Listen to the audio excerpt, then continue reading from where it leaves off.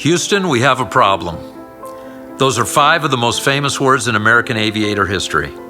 Apollo 13 was on a course for the moon when Mission Control asked the command module pilot John Swigert to turn on the hydrogen and oxygen tank stirring fans. 93 seconds later, the astronauts heard a loud bang as the number 2 oxygen tank exploded. To save the lives of the 3 astronauts, NASA engineers scrambled to jury-rig a CO2 scrubber, only using what they knew was available to those 3 men who were 200,000 miles away. Spacesuit hoses, supply box cardboard, plastic, the flight manual, and lots of duct tape. They then walked the astronauts through the painstaking process of duplicating their homemade carbon dioxide absorber on board the space capsule. If you Google that scene from the movie, it's called the round peg in a square hole scene, after the famous line uttered by one of the engineers who helped figure it out. Jay Heinrichs wrote that great leaders are known as problem solvers. It does not simply mean that they're creative, it means that they're creative with a reason. The Greek word phronesis, it's translated practical wisdom. It's the word the ancient Greeks used to describe craftiness, taking what you're given and using it to solve a problem. In creating a ministry process, the first question is not what the strategy should look like. The first question is how long should it take? So we asked our church family this question: how much time can you commit to being involved in the church's ministry? We were looking for an objective target, a specific number of hours that we could expect the average member of our church family to be available to us to prepare them to be a world changer. After all, why would we design a 10-hour strategy if we could only have 7 hours of a church member's time, or a 3-hour strategy if we could only have 1?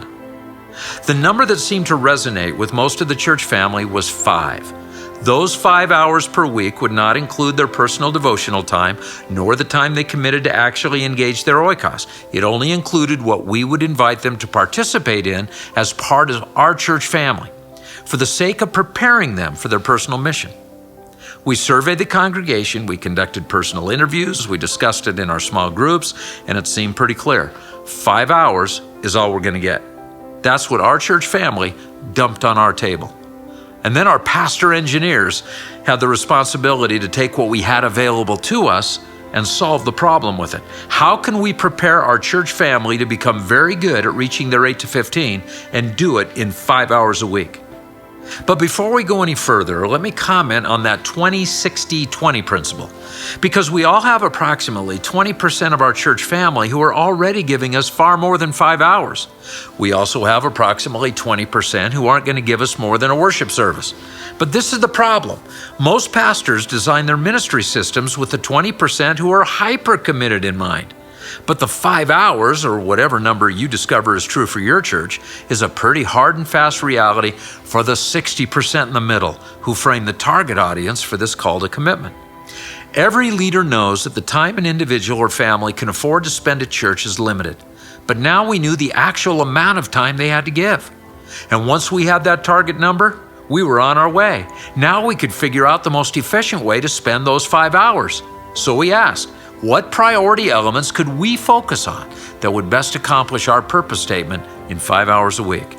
It took some time, but the result of the conversation was a more focused ministry. We would ask each participant who comes into the ministry to commit their 5 hours to these 3 things: a worship service, about an hour and a half a week, small group, about 2 hours a week, and a personal ministry, about an hour and a half, maybe 2 hours a week. Now, note, the process only includes those 3 elements because at HTC, 1.5 plus 2 plus 1.5 equals 5. That was the target. But we're very upfront about our expectation. If you're a member of our church, we expect 5 hours a week. But if you're willing to commit your valuable time and energy to those 3 endeavors, then you have the right to expect something from us as well, that we will do everything we can to make them strategically meaningful for you. This is our take. If they'll drop their nets for 5 hours a week, we can change the world together. When you fill a 3-item box with the 3 items, but then you keep forcing more items inside of it, the box eventually loses its integrity and breaks. And then most pastors say, well, I'll just get a bigger box. Well, you can say anything you want, but we found out that if you're a pastor in our context, you're not going to get a bigger box, because pastors don't get to decide the size of the box. We just get to decide what goes in the box. And by the way, just like boxes, people lose their integrity and people break. We deal with burnout all the time in ministry, and it's no wonder. We expect so much. We expect them to do what's humanly impossible when we ask them to shove 10 hours of commitment into a 5-hour box. And then we don't even stop there. In the NFL, it's called piling on. Come on, you guys, when are you going to get serious about serving Jesus? We not only have overcommitted church families, now we have church families who feel like they're being manipulated. A compelling why provides a clear focus, and a clear focus provides a very specific agenda. How would you define faithful at your church? What does it take for a member of your church family to be a faithful parishioner? Not a faith kind of full parishioner, but a faithful parishioner. You might actually have 20% who are faith too full, another 20% who are faith less. But that 60% in the middle, the target, they need to be faith more. And there's your challenge. But you can't even evaluate how each one should be categorized until at least you define your strategic target.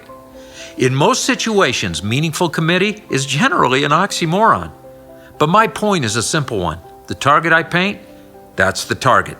And it better be a target the church family can hit, because if they can't, their lack of participation is not their fault, it's on me.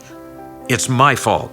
And if someone ever has to take something meaningful out of their 5-hour box so there's room to fit a committee assignment I give them, then that better be a really, really important committee assignment. Otherwise, I've just asked them to stop doing something great in order to just do something good.